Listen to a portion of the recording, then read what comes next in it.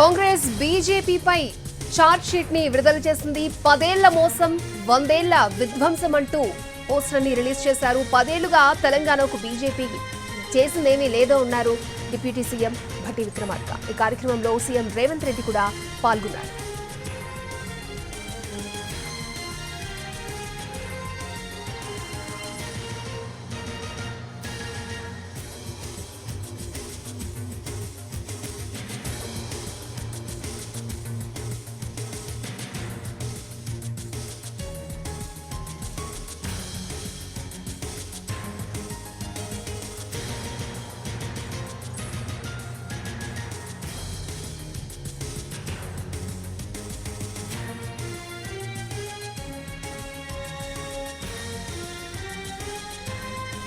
Congress బీజేపీపై charge sheet ని విడుదల చేసింది. యువతకు ఉద్యోగాలు ఇవ్వలేదని, అలాగే పెట్టుబడిదారులకు వనరులు దోచిపెట్టారంటూ భట్టి విక్రమార్క కమెంట్ చేశారు. 10 ఏళ్లలో తెలంగాణకు బీజేపీ చేసిందేమీ లేదు అంటూ కూడా ఆయన కమెంట్ చేశారు. బీజేపీపై చార్జ్ షీట్ విడుదల చేశారు. 10 ఏళ్ల మోసం 100 ఏళ్ల విధ్వంసం అంటూ చార్జ్ షీట్ ని విడుదల చేసింది తెలంగాణ కాంగ్రెస్.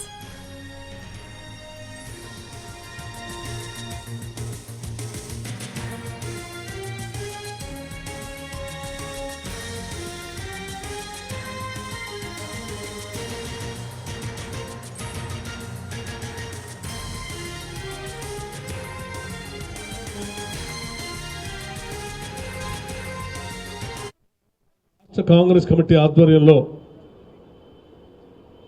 భారతీయ జనతా పార్టీ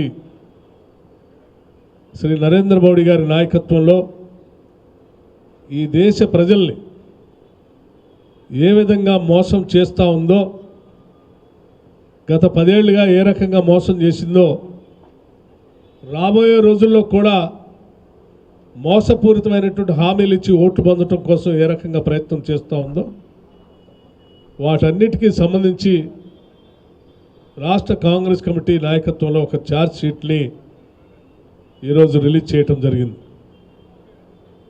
మిత్రులారా, మనందరికీ తెలిసిందే, నరేంద్ర మోడీ గారి నాయకత్వంలో ఈ దేశంలో కాంగ్రెస్ పార్టీకి వ్యతిరేకంగా మాట్లాడుతూ ఈ దేశానికి నిరుద్యోగ యువకుల సమస్య వెన్నాడుతూ ఉంది. సంవత్సరానికి కనీసం 2 కోట్ల తగ్గకుండా ఉద్యోగాలు ఇస్తామని చెప్పి మోసపూరితమైనటువంటి హామీలు ఇచ్చి దేశవ్యాప్తంగా ఉన్నటువంటి నిరుద్యోగ యువకుల్ని 10 ఏళ్ళు అధికారంలో ఉన్నా కూడా మోసం చేసి ఇంకా మోసం చేయటం కోసం ప్రయత్నం చేస్తూనే ఉన్నారు. పేదలందరికీ కూడా వారి అకౌంట్ తెరిచి 15 లక్షల రూపాయలు వారి అకౌంట్లో వేస్తామని చెప్పి వారిని కూడా మోసం చేస్తూ వచ్చారు. ఈ దేశంలో డిమానిటైజేషన్ పేరు మీద పెద్ద ఎత్తున నోట్లు రద్దు చేసి నల్లధనాన్ని అట్లాగే ఫేక్ నోట్స్ని బయటికి తీసుకొని వస్తాము, 3 మాసాల్లో వాస్తవ విషయాలు బయట పెడతామని చెప్పి 10 సంవత్సరాలు అవుతున్నా కానీ వాటికి సంబంధించినటువంటి సమాచారం అందించలేదు.